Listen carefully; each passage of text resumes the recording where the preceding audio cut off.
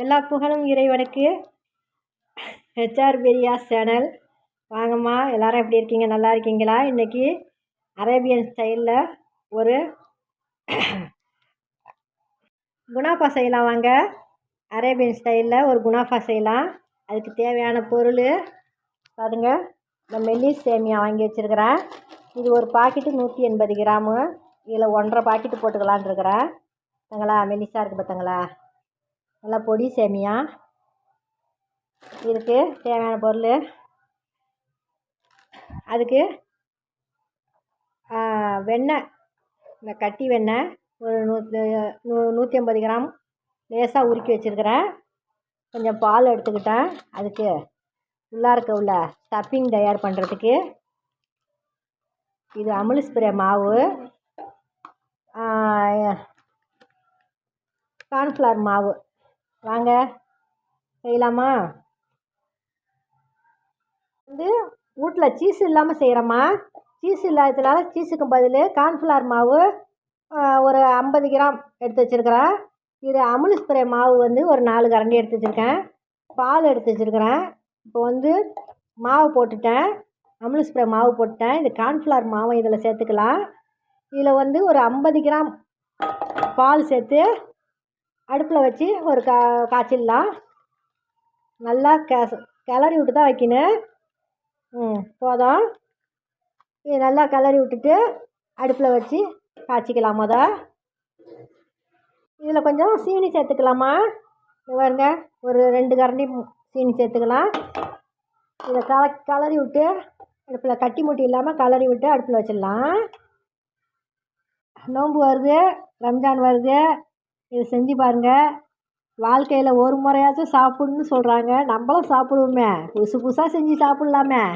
நீங்களும் சாப்பிடுங்க. இது நல்லா கொதிக்கிட்டோமா. கார்ன்ஃப்ளவர் மாவு கட்டியாக போயிடும், அதனால் கிண்டிக்கிட்டே இருக்கணும். கொஞ்சம் கொதித்த உடனே கொஞ்சம் ஆறட்டும். வாங்கம்மா, இப்போது இந்த சேமியாவில் இந்த வெண்ணெயை உருக்குன்ட்டு அதில் போட்டுக்கலாம்.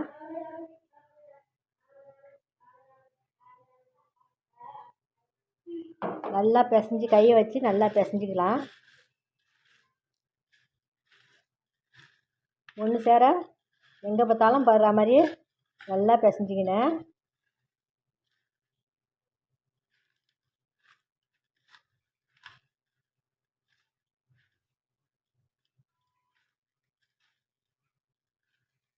பிடிச்சா நல்லா பிடிக்க வரணும். அந்த மாதிரி நல்லா பிசைஞ்சிக்கோங்க.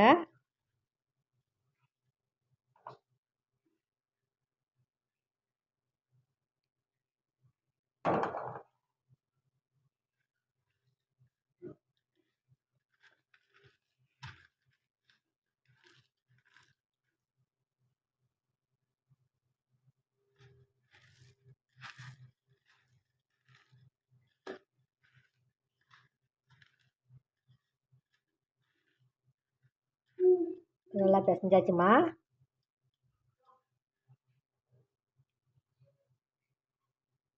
இப்போது ஒரு ஃபேன் அடுப்பில் வச்சுருக்கேம்மா.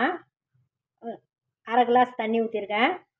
இதில் 1/2 கிளாஸ் சீனி போட்டு ஒரு பாவு பதம் இல்லாமல் ஒரு பாவு காய்ச்சிக்கலாம். பாவு பதம் வர வேண்டியல, நல்லா கொதிச்சா போதும். தண்ணி சூடு வரட்டம்மா. கொதிச்சிருச்சுமா. அதில் சீனி கலந்துக்கலாம். Sugar syrup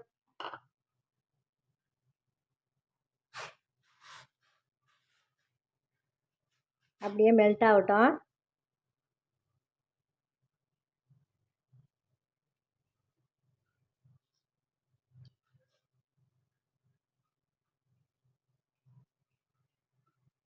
sugar syrup ready ஆகிடுச்சு. இது ஒரு பக்கம் அப்படியே ஆறட்டம்மா. ஆறட்டும். ஒரு தோசைக்கல்லில் நெய் எங்கே பார்த்தாலும் அப்ளை பண்ணி வச்சுருக்கேன். இப்போ இதை அப்படியே 2 பாதியாக பிரிச்சுக்கலாம். ஒரு பாதியை இப்போ சேர்த்துடலாம்.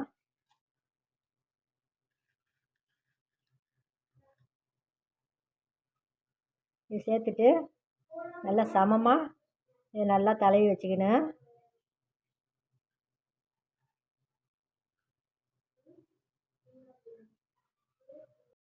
இது தட்டியாச்சுமா. கார்ன்ஃப்ளவர் மாவு, பால் பவுட்ரு எல்லாம் போட்டு பால்லாம் போட்டு காய்ச்சி வச்சுருந்தோம்ல, அதில் மேலே அப்ளை பண்ணிட்டேன். ஒரு கையால் வீடியோ எடுக்கிறதுனால தொடச்சி அதை காட்டல. இப்போ இது மேலே பாக்கி உள்ள சேமியாவை சேர்த்துக்கலாம். பாக்கி உள்ள சேமியாவை இதில் சமமாக பரத்திக்கலாம். அடுப்பில் வச்சாச்சுமா. இது வேகட்டும். நல்லா கொஞ்சம் சிம்மில் அடுப்பில் வச்சு ஒரு மூடி போட்டுடலாம். ஒரு 10 நிமிஷம் 15 நிமிஷம் வேகட்டும். அப்புறம் பிரட்டி போடலாம். இது வந்து ஓவனில் வச்சாக்கா, மைக்ரோ ஓவனில் வச்சாக்கா வேக வைக்கலாம். நம்ம வீட்டில் ஓவன்லாம் கிடையாது. அடுப்பு தான் சிம்மில் வச்சுருக்கிறேன். வேகட்டும், பார்க்கலாம். இந்த குணாஃபாவமா ஒரு பக்கம் வெந்துருச்சு. கரெக்டாக 15 நிமிஷம் ஆச்சு. நம்ம திருப்பி போட்டிருக்கிறேன். கொஞ்சம் கஷ்டப்பட்டு தான் திருப்பி போடணும். பார்த்தங்களா, இந்த தோசைக்கல்லேருந்து இந்த தோசைக்கல்லில் இப்படி மாற்றி கொட்டியாச்சு. இந்த பக்கம் வேகட்டும். இந்த கல்லுலேயும் நெய் தடவி வச்சுருக்கிறேன். இது ஒரு 10 நிமிஷம் சிம்மிலேயே இருக்கட்டும், வேகட்டும். 2 பக்கமும் நல்லா வெந்துருச்சுமா. நாங்களாம் பரட்டி போட்டது எடுத்துடலாம். குணாஃபா ரெடி ஆகிடுச்சுமா. தட்டில் மாற்றியாச்சு. நல்லா சூப்பராக அழகாக வெந்து வந்திருக்கு. நல்லா சிம்மில் வச்சு இந்த பக்கம் 15 நிமிஷம், இந்த பக்கம் ஒரு 15 நிமிஷம் வேக வைக்கணும். இப்போ சிரப்பு ஊற்றிடலாம். சுகர் சிரப் நல்லா கொஞ்சம் நலையிற மாதிரி ஊற்றினாக்கா நல்லாயிருக்கும்.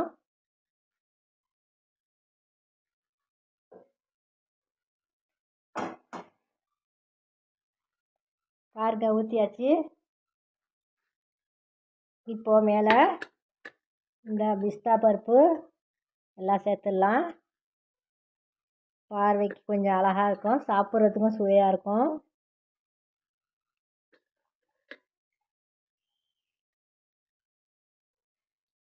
வாழ்க்கையில் ஒரு முறையாச்சும் செஞ்சு பார்த்து சாப்பிட்ணுன்னு சொன்னாங்க.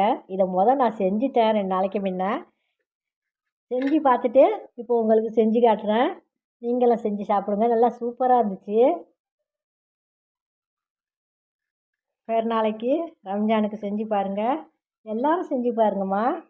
இந்த வீடியோ பிடிச்சிருந்தா லைக் பண்ணுங்கள், ஷேர் பண்ணுங்கள், சப்ஸ்கிரைப் பண்ணுங்கள், பெல் ஐக்கானை கிளிக் பண்ணுங்கள். இன்னொரு வீடியோவில் சந்திக்கிறேன். நன்றி, வணக்கம். இந்த சாஸ் இருக்குது, இன்னும் கொஞ்சம் இருக்குது. அப்புறம் கொஞ்சம் உறிஞ்ச உடனே இன்னும் கொஞ்சோண்டு வேணால் சேர்த்துக்கலாம். நம்மளுக்கு தேவைப்பட்டால் சேர்த்துக்கலாம். வெட்டி சாப்பிட்றலாமா?